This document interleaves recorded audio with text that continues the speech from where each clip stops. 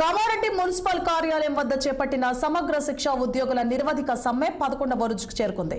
ఉద్యోగులను రెగ్యులరైజ్ చేయాలన్న ప్రధాన డిమాండ్తో చేపట్టిన ఈ దీక్షలు కొనసాగుతున్నాయి. దీక్షలో భాగంగా అమ్మవారికి బోనాలు సమర్పించి నిరసన తెలిపారు. సమ్మె శిబిరం నుండి కొత్త బస్టాండ్ వద్ద గల మైసమ్మ ఆలయం వరకు ర్యాలీగా వెళ్లి మైసమ్మకు బోనాలు సమర్పించారు. డప్పు వాయిద్యాలు, పోతరాజు విన్యాసాలతో ఊరేగింపుగా వెళ్లి ఉద్యోగులు అమ్మవారికి నైవేద్యంగా బోనాలు సమర్పించారు. సంఘం ఈరోజు అన్ని జిల్లాల్లో నిరసన కార్యక్రమం ఈ బోనాల పండుగ ద్వారా మేము తెలియడం జరుగుతుంది.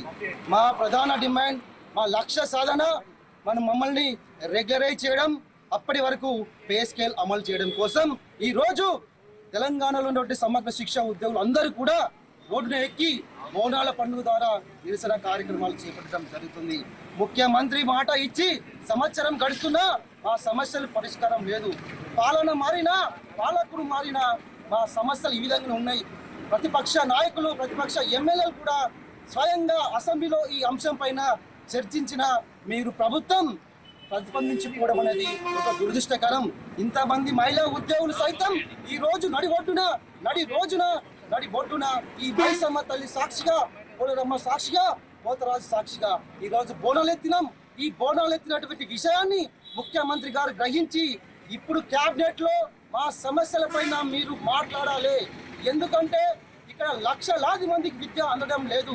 మరి రాబోయే రోజుల్లో దాదాపుగా అన్ని విద్యార్థులకు కూడా మధ్యాహ్న కార్మిక భోజనాలు అందించడానికి చాలా వెనుకాడడం జరుగుతుంది.